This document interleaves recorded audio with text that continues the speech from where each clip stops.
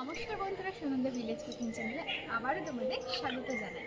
তো আজকে আমি যার রেসিপি বানাবো সেই ঝুড়িটা কিন্তু আমি পরে দেখাচ্ছি। আমি আগে বলে নিই কী কী বানাবো। আজকে কিন্তু আমি সজনের ডাঁটা দিয়ে পাঙাশ ট্যাংরা মাছের সুন্দর করে কষা কষা করে রান্না করব।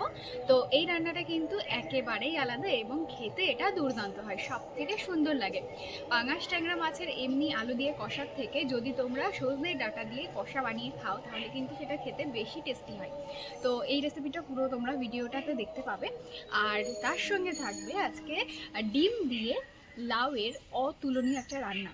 তো এই দুটো কিন্তু দুর্দান্ত হতে চলেছে, দুটোই কিন্তু একদম নতুন রেসিপি। আমি নিজে এটা মন থেকে ভেবে ভেবে বানিয়েছি। তো এই দুটো রেসিপি কিন্তু অবশ্যই তোমরা দেখবে, পুরো ভিডিওটা দেখো। তো চলো ঝুড়িতে কি আছে দেখে নাও। যেমনটা তোমাদের বললাম, আজকে কিন্তু এই যে সজনের ডাঁটা নিয়ে নিয়েছি, বেশ অনেকগুলো সজনের ডাঁটা দিয়ে পাঙাশ ট্যাংরা মাছের তেল ঝাল বানাবো।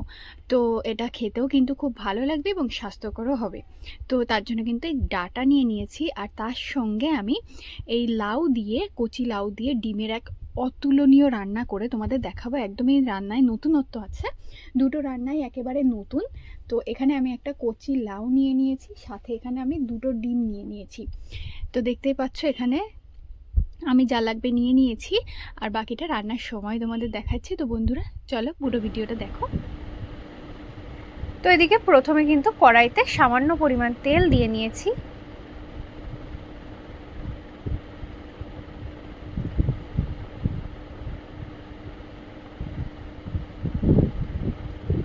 তেলটা কিন্তু ভালো করে গরম করে নিতে হবে।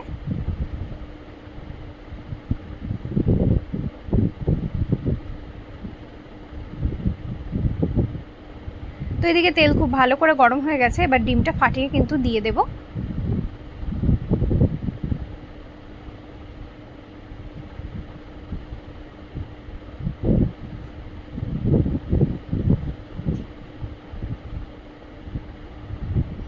ডিমের ওপর দিয়ে দিচ্ছি সামান্য পরিমাণ লবণ।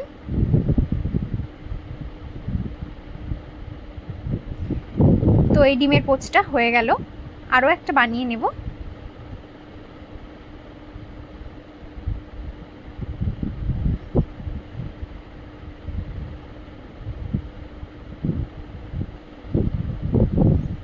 এই ডিমটাও কিন্তু ফাটিয়ে দিয়ে দেব একই রকম ভাবে।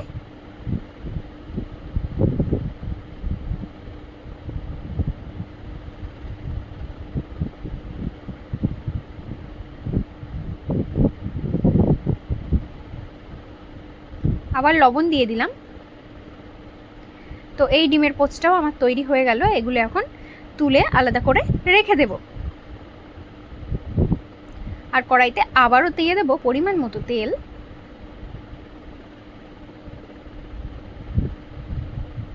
আর তোমাদের বলে রাখি, মাছটা কিন্তু আগে থেকেই আমি সুন্দর করে ভেজে নিয়েছি। মাছ ভাজাটা তাই আর দেখাতে পারলাম না।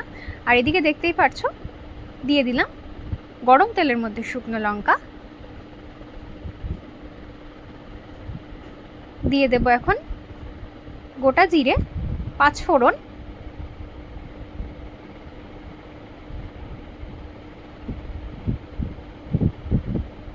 দিচ্ছি পেঁয়াজ কুচি,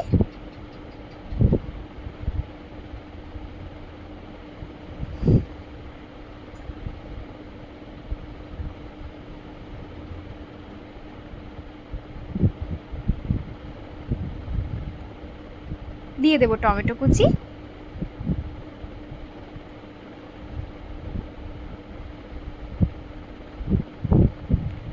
এই যে লাউগুলো এরকমভাবে কেটে নিয়েছি।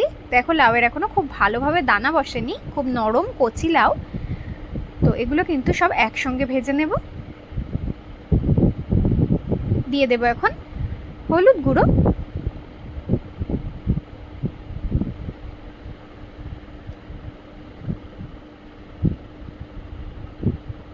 আর দেব লবণ।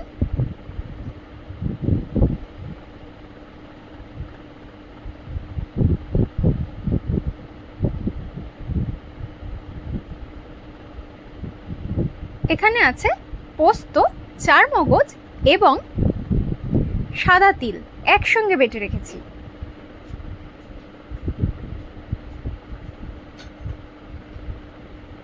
দিয়ে দেব লঙ্কা গুঁড়ো ঝালের জন্য, দিয়ে দিচ্ছি গরম মশলা গুঁড়ো,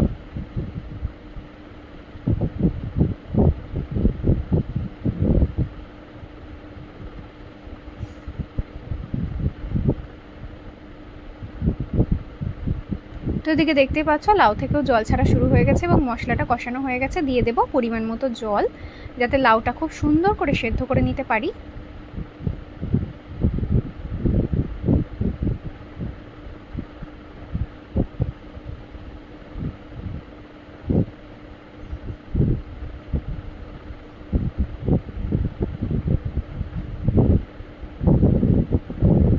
তো চাপা দিয়ে দিয়ে কিন্তু লাউটা সেদ্ধ করে নিতে হবে খুব সুন্দর করে।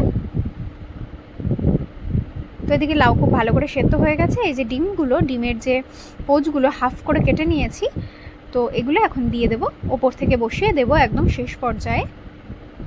দিয়ে কিন্তু হালকা একটু ফুটিয়েই নামিয়ে নিতে হবে।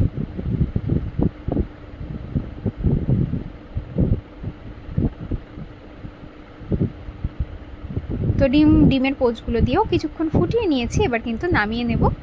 তো এই রান্নাটা হয়ে গেছে, নামিয়ে নিই। তো নামিয়ে নিয়েছি, কড়াইতে আবারও তেল গরম হতে বসিয়ে দিয়েছি। তো মাছগুলো এই যে ভাজা হয়ে গেছে, তোমাদের একবার দেখিয়ে দিই। এখন আমি দিয়ে দেব শুকনো লঙ্কা, দিয়ে দিচ্ছি গোটা গরম মশলা,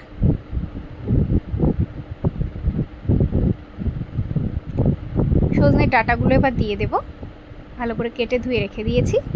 আর দেব টমেটো কুচি,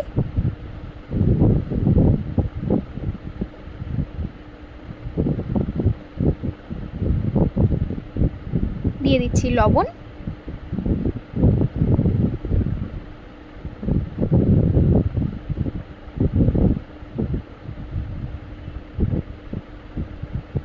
দিয়ে দেব হলুদ গুঁড়ো,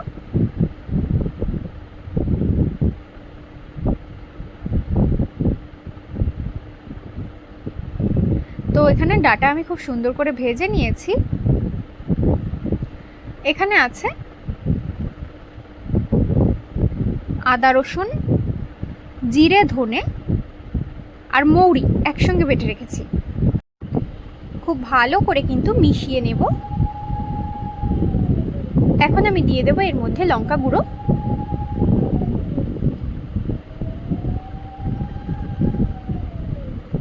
সামান্য পরিমাণ জল দিয়ে দিলাম।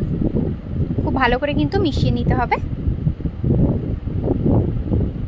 তো এদিকে খুব সুন্দর করে মশলা কষানো একদমই রেডি। এবার দিয়ে দেবো পরিমাণ মতো জল, যাতে ডাটা খুব সুন্দর করে আমি সেদ্ধ করে নিতে পারি।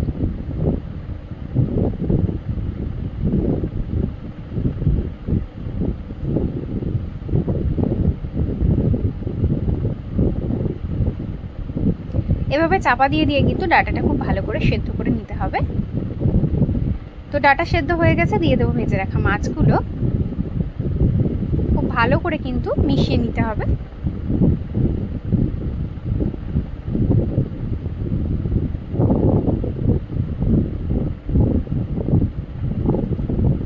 তো মাছ দিয়েও খানিকক্ষণ ফুটিয়ে নিয়েছি। এখন আমি দিয়ে দেব গরম মশলা বাটা, জল দিয়ে গুলিয়ে রেখেছি, পুরোটাই দিয়ে দেব। তো এই রেসিপিটা কিন্তু হয়ে গেছে, এটা নামিয়ে নেব। আজকের মতো টাটা।